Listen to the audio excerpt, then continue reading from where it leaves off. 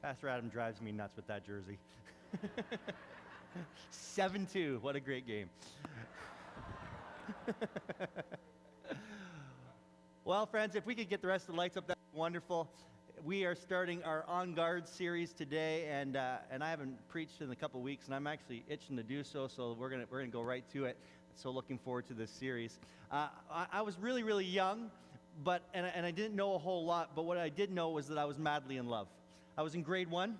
And I knew that my heart was communicating something to me that I needed to pay attention to. There was this dirty blonde-haired girl in our class and with these cute glasses, and I was madly in love with her. Every time I came near her, my hands would get sweaty, and I'd get all nervous, and I'd start to stammer. And I just knew the signs. I mean, I didn't know how to tie my shoes properly, but I knew that I was in love.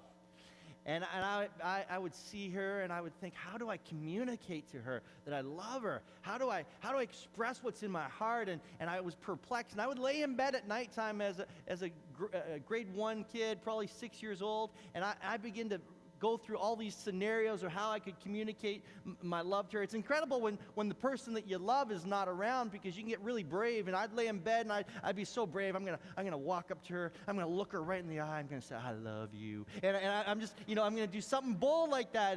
And then I'd see her in the hall, and she'd be like 50 feet away, and I'd walk the other way. Just be so nervous. And so I began to think about how I could communicate that I love this girl. And so the season of the year provided the opportunity, because it was coming on Valentine's Day. And I don't know if you used to do this when you were a kid, but when I was a kid and went to school, we would put these paper bags, these brown paper bags, up on the wall, and you would design it yourself, and then people in your class would give you Valentine's cards, and they would put them in the paper bag, and end of the week you would have a paper bag that was full, and you couldn't open the bag until you got to the end of the week, until you got to the Valentine's Day. And so I thought, this is my opportunity. And so I spent a lot of time in those couple days leading up to Valentine's Day cutting out hearts in the craft area of our classroom. And I'd go and I'd find the pink paper and the red paper, and you know how to do it. You'd fold the paper in half, and you'd cut like this, and then you do these big hearts, and I can't remember what her name was, but I that's how in love I was. Dear so-and-so, I wouldn't communicate like, I love you, because that's just too bold. You want to take it slowly. But I would put love Jeff or XO, and I didn't even know what that meant. I just knew that was the sign. And I'd put these things on the card, and I'd do card after card after card. And when she wasn't looking, I'd sneak over to her little brown paper bag and put the heart inside the bag. And by the end of the week, you'd go by the paper bags, and you'd see these paper bags that were full, but her bag was busting. I mean, it was overflowing with my hearts. I was so excited. The day came. It was Valentine's Day. Our teacher wouldn't let us open up the bags until the end of the day. And so now the day had come to an end. This was the moment where she was going to know that I loved her. And so she took the bag, and I kind of just turned my head because I didn't want her to look directly at me. I figured that we would communicate over the recess hour the next day, that she would need the evening to process everything.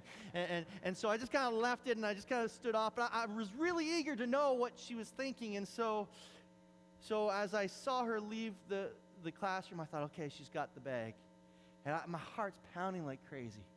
And I can't wait till the next day for her to begin to communicate to me, because I'm pretty sure she wants to tell me the same thing. She just doesn't have the art ability that I had, and so she wasn't filling my bag with those red hearts. And so I was so excited for the next day, and so she's left the classroom. And I begin to walk out of the classroom, and there at the door to exit our classroom was a garbage can. And friends, as I was about to walk through the door, my eye was caught by pink and red in the garbage can. And I looked in. My hearts were in the garbage can. I know. We should track her down. There's enough people in here. We could do some serious, never mind. My heart was broken, because there in the garbage can were the hearts that I had made. Everything that I had communicated in my heart was in that garbage can. I was devastated. I thought to myself that day as I walked home, holding back the tears, with broken heart, I thought, I will never love again. This is it. If this is what love produces, I will never love again. Never love again. Then a few days later, there's another girl in our class who was kind of cute. and my heart shifted towards her. It's interesting how our hearts can be so affectionate for someone or something for a season, and we go, that person has our heart, but it just takes some circumstances to shift our heart from one person, one thing, over to something else. You think about our society and how many people go through divorce, and if you've gone through it, I'm not speaking ill of the situations that have come your way, but you imagine two people who one day stood at an altar like this, and they held hands, and they stood there looking into each other's eyes, communicating that their heart belonged to the other individual. And then somewhere along the lines, circumstances happen, and that love begins to diminish, and the passion begins to die. Maybe it's because of lack of communication. Maybe they've spotted somebody else that their affections go towards. Maybe they have unforgiveness in their heart. Maybe they haven't put any fuel on the flames of their passion. And one day, they don't remember the altar moment. Their heart has gone somewhere else. And the one that they declared their love towards, they're no longer in love with. Doesn't seem to make sense, but that's the way it is in our world. We can be affectionate for someone with everything one moment, and then it just takes a little bit of circumstances to move our affections elsewhere. But friends, we need to guard that when it comes to our relationships. But the relationship we probably most need to guard with regards to that type of situation is our relationship with God. We get saved, and we have this pounding in our heart for Jesus Christ.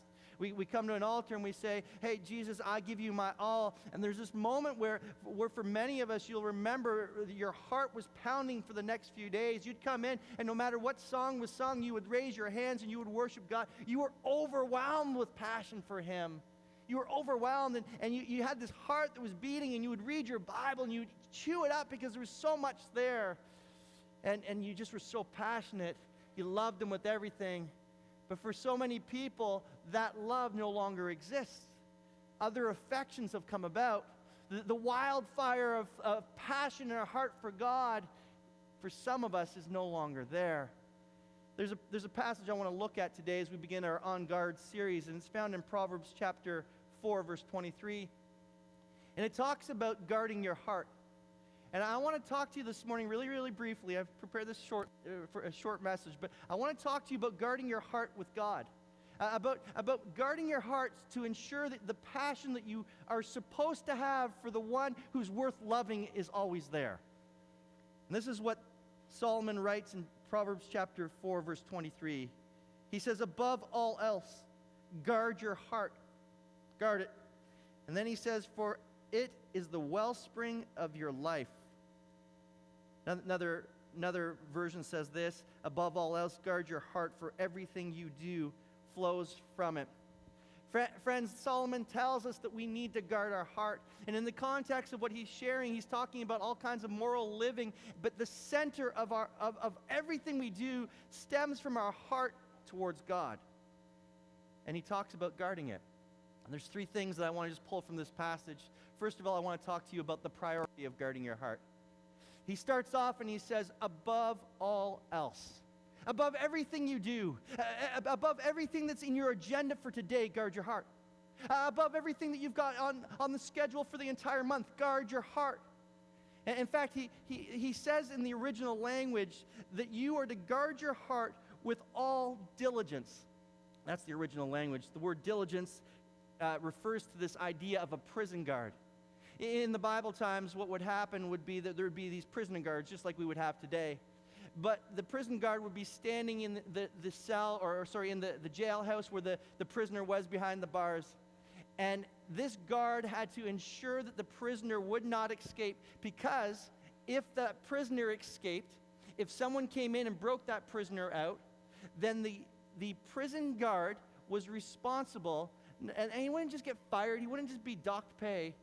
He would receive the intended penalty for the prisoner.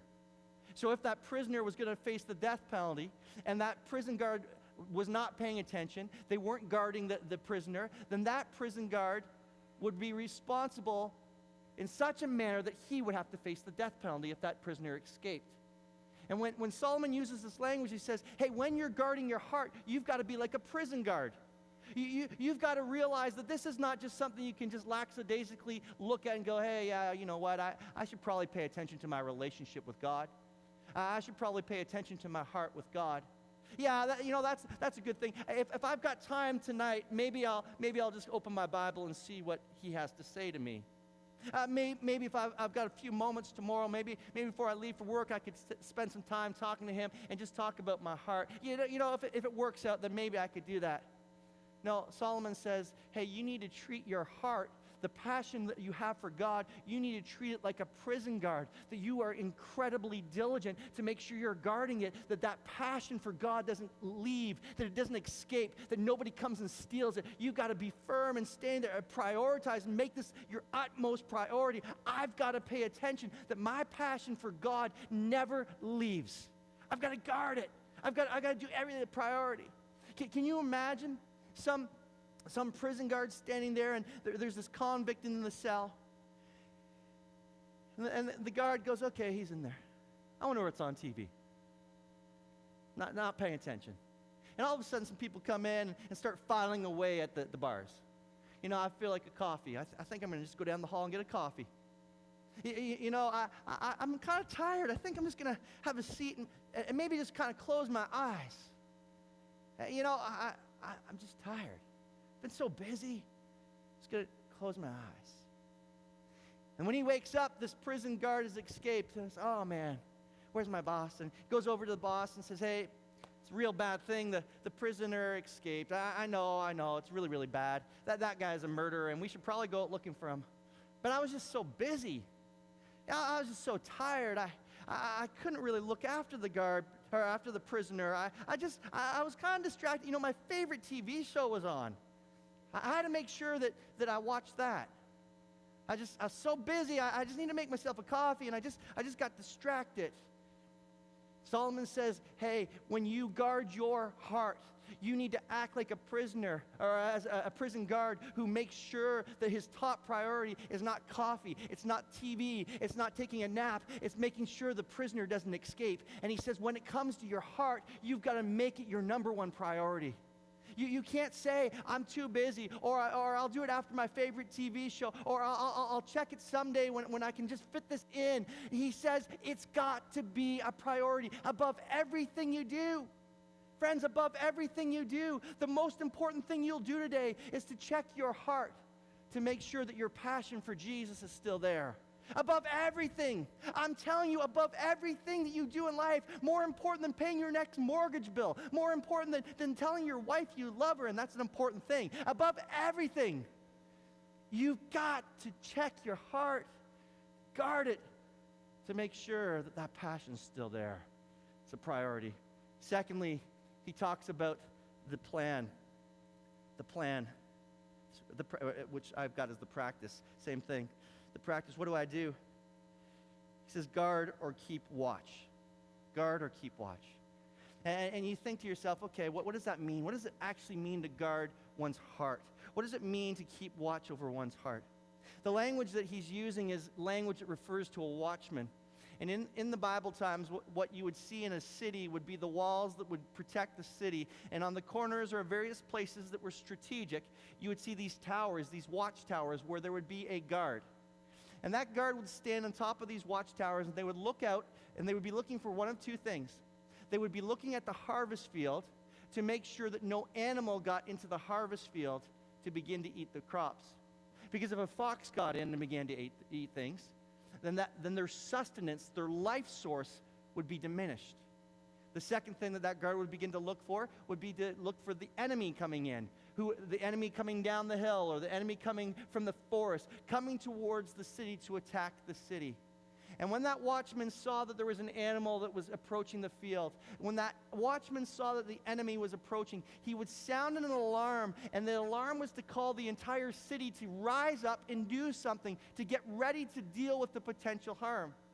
Now that watchman wouldn't wait till the fox was gone through the harvest field and eating a few things and going, the fox has eaten half of our harvest, so maybe it's time for me to sound the alarm. Or the watchman wouldn't wait for the enemy to come right to the doors with all the weapons and go, okay, it's probably time right now. No, as soon as there was a potential danger, as soon as that watchman saw that there was a potential danger on the city, that watchman would declare there was a problem and the alarm would be sounded. And Solomon uses this phraseology, this metaphor, to talk about guarding our hearts. So what do we pull from it? First of all, friends, is you need to keep watching. You need to keep checking your heart. You need to keep checking. You see, the watchman wouldn't go to the top of the tower and go, hey, you know what? Everything looks good. I'm done for the night.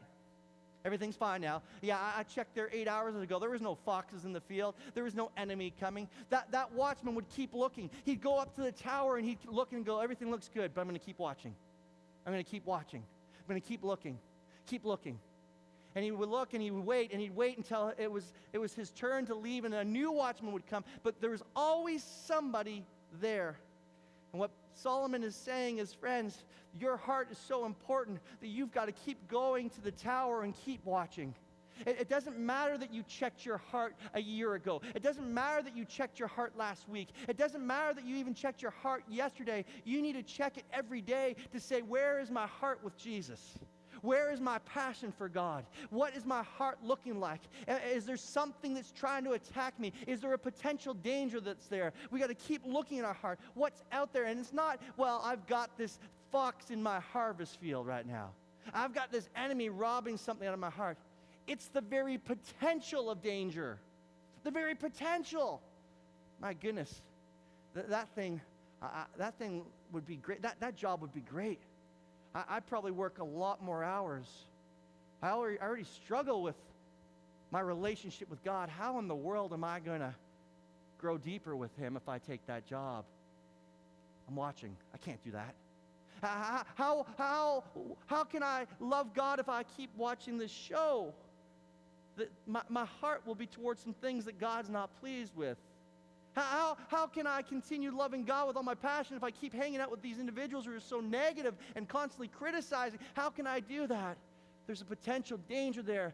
And Solomon's saying, when you look at your heart, you've got to keep guarding. You've got to keep looking. You've got to keep looking for potential danger. Keep looking every day, every moment. Your heart is so valuable to your life, not just your physical life, but your spiritual life. It's so vitally important that you don't have time. You don't have permission to turn your head for a season. You've got to keep looking. And then, friends, when you see that there's danger, you need to sound the alarm. You need to sound the alarm. I got to wake up. I got to wake up. It's not like this, a fire happens. There's a fire, say, in the office right now, and I just get a text, and I know there's a fire right there, and I'm like, hey, I'm going to tell you something really important in a few moments. Just stick with me through my message. And you start to see smoke coming out the back of the set. And you're like, what's going on back there? I'll tell you a little bit later. Then flames start shooting out. Yeah, we got a situation, but I'll tell you. I'll tell you in a few moments. The flames start shooting in here. Hey, you know what? We've got a fire. We probably should do something about that. I don't know, but flames, and we likely, the flames are close to the gas lines now, and we think that we might have an explosion soon. So I don't know. What do you think? Should we vote? How do we do? Can we form a committee first of all and just check and see whether or not we should do this, or how we should process? Is there a way that maybe we should have a map telling people where to go? Let's just take our time. Let's not be in a rush. I mean, if there's a fire in the place, don't you want me to yell, "Hey, we have a fire"? Don't you want somebody sounding an alarm? Don't you want the alarms going off? And Solomon says, when it comes to your heart, you're that guard, you're that watchman. You've got to look at your heart, and when you start seeing that your faith, your fire for God, your passion for Him, your heart's desire, when you start to see it dwindling, you don't sit back and go, oh man, at some point I hope He awakens it. You go, man, there is something wrong with me. I need my passion back. I need to go after God. It's not acceptable that I'm in this lukewarm state. I've got to do something. I've got to do something to get the fire back, to get the passion back. I've got to do something. You've got to sound the alarm. There's something trying to ruin my heart. There's something trying to rob me of my passion for God. There's something trying to invade my harvest field. There's something out there. I've got to sound the alarm of my heart, because if I don't pay attention to this, I'll find myself becoming lukewarm. I've got to make sure that I do this with incredible alarm in my spirit. In the church of Ephesus that we read about in Revelation chapter 2, verses 1 to 7, God commends them for all these great things that they've done. They made all these things that were good, hard work and perseverance and intolerance of unrighteousness a priority. But they didn't make their love for Jesus a priority. And the Spirit of God comes along and says, hey, you need an alarm to go off. Friends, listen to me. Some of us, I'm telling you the honest truth, some of us need to set the alarm for our hearts because lukewarmness has stepped in. We have a form of spirituality. We have a form of religion. We do the motions well, but our minds do not go to Jesus Christ very often through the week. Our heart does not pound for Him, and we think that that's okay. He says you need to guard your heart and set the alarm off. And when that watchman sets the alarm off, what happens is people don't go, oh, there's an alarm. There's an alarm going. We should figure out what that's about. No, they're to rise up. Well, they're to rise up and begin to do something. There's an enemy out there trying to steal something from us. There's an enemy out there who wants to destroy me. There's an enemy out there who wants to do something to our city. There's an enemy out there. There's a fox in the harvest that wants to eat what should sustain me. We've got to rise up and do something. And friends, when we find out that our hearts are not where it should be with Jesus, we've got to rise up and begin to do something. I want to tell you that the church of North America has been in a lukewarm state for too long, and somebody has got to rise up and say, look, my heart needs to get on fire for God again. There needs to be an alarm going off again. I need to do something to get my heart right. Remember the things that you once did. Remember the things that you once did, that passion you had. When you come into the place, we should be raising our hands because He's the King. When we're driving down the streets, we should be thinking about how good our God is. When we're seeing our neighbors, we should be thinking about what He sees for them because our heart beats in sync with His. And when that's not there, we've got to do something. Friends, we've got to do something. We've got to do something. I'm not trying to manipulate or twist your arms, but I've got to be honest. We've been having all kinds of strategic prayer times here at the church, but I see that there are some things that are more social and fun that people want to go to, but when it comes to our prayer times, that's less in attendance than other things. I don't know why. I don't want to sound judgmental. We've moved it to a Sunday night so that you don't have to stay up late because I know that was a factor. But where's the church that is guarding their heart? That says my heart needs to pound for Jesus. I need to pray. I need to seek His face. I need to study His Word. I need to worship Him. I need my heart to be alive and on fire for Him. I'll do whatever it takes. I'll go after Him. Where are the people pursuing Him? Where are the people who are rising up because they hear the alarms? Where are the people who are changing their schedule, changing things that are in their day-to-day life because they hear the alarms that their hearts are just not where it's supposed to be? Where are the people? He says you got to make it a priority. He says that you need to make sure that you put the right practices in place. Keep watching, sound the alarm, and then rise up and do something.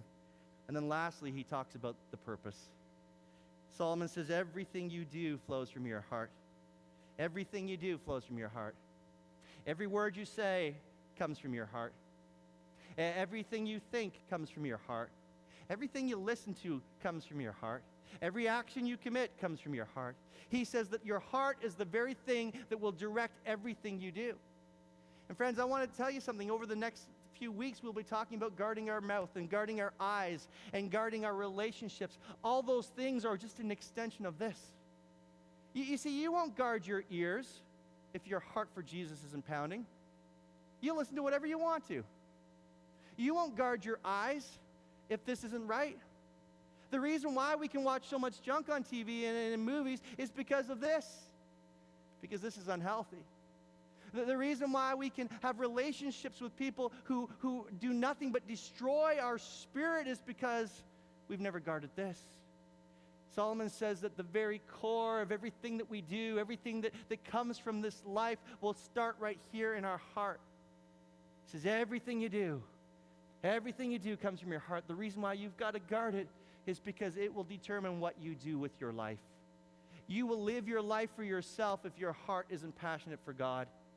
But if your heart is passionate for Jesus, you will totally live for him, even if it means that you are put into a sacrificial place. John chapter 6, Jesus is in Capernaum, one of the primary places of his ministry. It's the apex of all he does. And there's this great following, and they're ready to make him king. He's about to be declared king by all the people. And Jesus is having these conversations, and he says these words. Hey, if you want to be my disciple, eat my flesh and drink my blood. That's the best political campaign lines that you want to use. Everybody on the discipleship team, they're thinking, what is wrong with Jesus? He was just about at the place to make it where he could become king, and now he's saying, eat his flesh and drink his blood. He's throwing it all away. Does he not know that God's brought him to this place of success and that God can take him to the next level, that his Father could bring him to a place of kingship? Does he not know that? Why in the world is he throwing that away? Why would he say something so ridiculous? Because Jesus' heart is for the Father. His heart is for the Father. It's not about his success. It's not about what he accomplishes in man's eyes. It's not about what his disciples approve of. It's about what his Father approves of. His heart's so directed towards him that his words speak of something that says, I'm only concerned about the Father. He's in Gethsemane, and he's praying, he's down on his knees, and he's sweating drops of blood. And what does he say? Father, if it's possible, could you take the cup away from me? Could you choose another path? Like, this one doesn't seem very good. It seems pretty awful. My disciples will leave me. The world will reject me. I will lose your presence for a moment.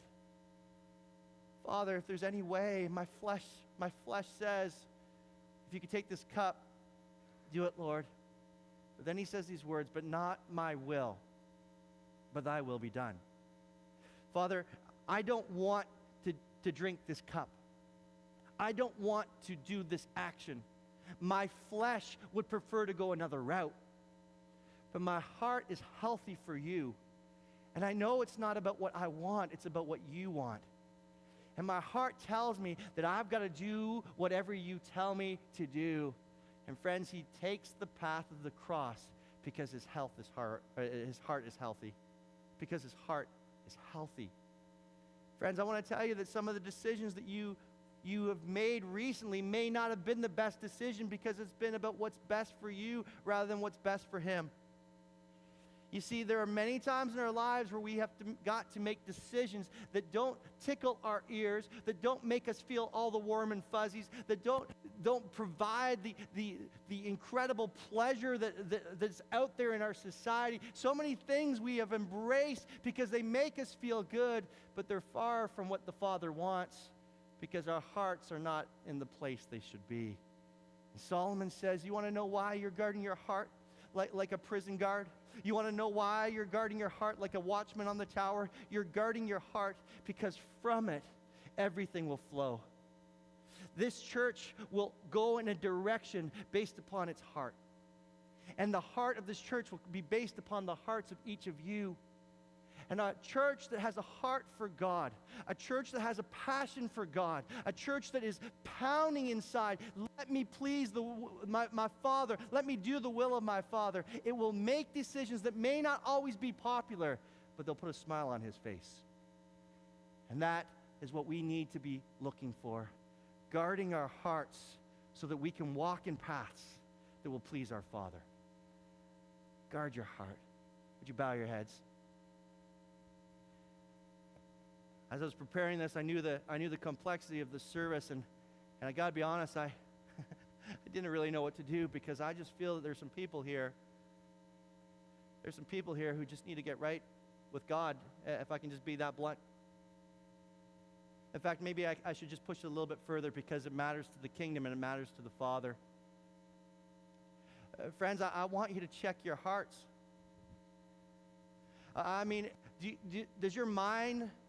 Does your mind get fixated on God regularly or just in the religious moments?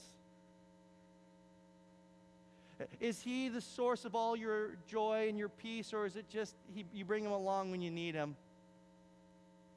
Have you let things into your heart that have stolen your affection for him? Have you become affectionate for things that he would not be affectionate for?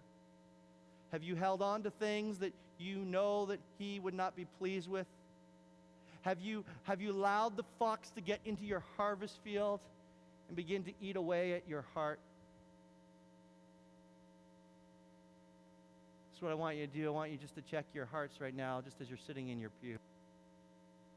Holy Spirit, I'm asking before we conclude this service and the Toronto Mass Choir comes and we take a second offering, I pray that you would speak to this congregation right now. It's time to guard our hearts. Guard them. Guard them with everything, above all else. Diligently guard our hearts. Spirit, speak to us right now. Place your finger on some hearts right now. I pray for a great awakening in CPC. I pray for revival fires to burn in this place. Not revival as defined by some location, but revival defined by the awakening of our hearts to who you are. Revive us again, oh God. Revive us again. Spirit. Holy Spirit. Holy Spirit.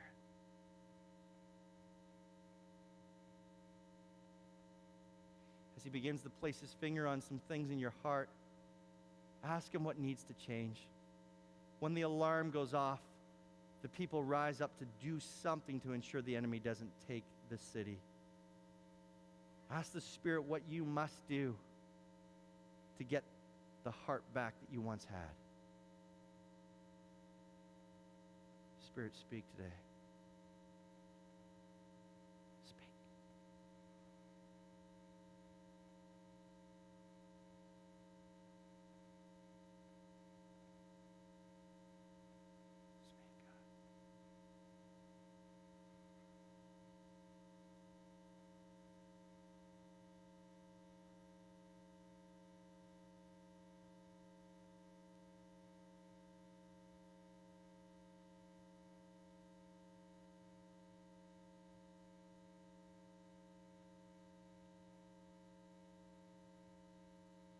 No one's looking around. Let me ask this question. You're in this place, you'd say, Pastor, I don't even know God, but I want to have a heart for him. I just sense something in this place. I want to have a heart for him. I want him to have my heart. My heart's been everywhere else, but I want my heart to be his today. If that's you, would you just raise your hand? No one's looking around, just you and me. I want to give him my heart today.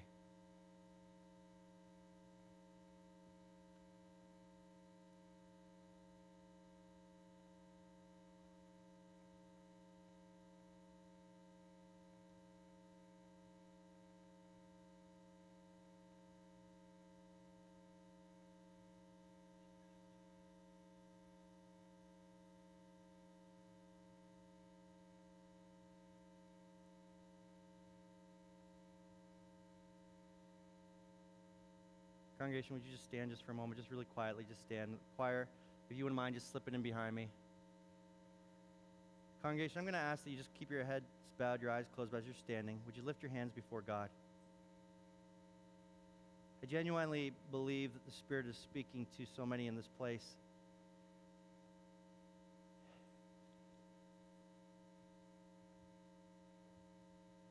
The changes that come when we go home and we do things differently. When we begin to pay attention, where we begin to guard our hearts, where we begin to say, God, my heart hasn't been guarded, but from this moment on, I'm standing on the watchtower, making sure that nothing takes my love for you away. And I just pray that you would begin to develop some things with him alone today. Take some time aside and say, God, what do I need to do? But I want to pray for you, and then we're going to ask the Toronto Mass Choir to lead us in a song, and just a second, we're going to invite the ushers to come. But just before we go there, would you just raise your hands? Let me pray over you. Father, I don't want this message to be a condemning message or a manipulative message. I want your word to speak to us. I want your Spirit to speak to us. Because if we simply feel arm twisted by a preacher, then we will only be moved emotionally for the moment. But let your word speak deep into our spirit today. God, I'm asking for transformation of hearts. The thing is that you're pursuing us. You're pursuing us. And God, we have our hands raised to you saying we want to pursue you again. We want to go after you again. We want to be a church of healthy hearts. We want to be a church that is affectionate for you. We want to be a church that makes our heart for you our priority. We want to be a church that's full of life. We want people to know us not just for our niceness, but because we are so madly in love with you. And God, we want to be a church that causes people to ask us questions about who we are because they see our intense love for you. God, I pray that you breathe that into us. Awaken us, Spirit. Awaken us, Holy Spirit. Awaken us, revive us, quicken us, breathe life into us. May your Spirit move inside of us to breathe on places where the heartbeat has slowed down. And I pray that every day our heartbeat will continue to increase until we begin to walk with that pounding in our chest. I love Jesus. I love God. I want to worship the King. I want to live my life for the King. Not my will, but his will be done. God, I pray that that's what this church would be about. And so, Father, we commit ourselves to you. We ask that you would be the Lord of our hearts. May we guard it ever so carefully so that we might live every part of our life for you. We ask this in Jesus' name. Amen. Ushers, I'm going to call you forward. And friends, this is an opportunity for us to bless the Toronto Mass Choir. They have been phenomenal. It's been so great to have them. But listen, this message, we're not going to end awkwardly. This is an opportunity for us to worship God one last time together and let our hearts expound for him. So ushers, would you come?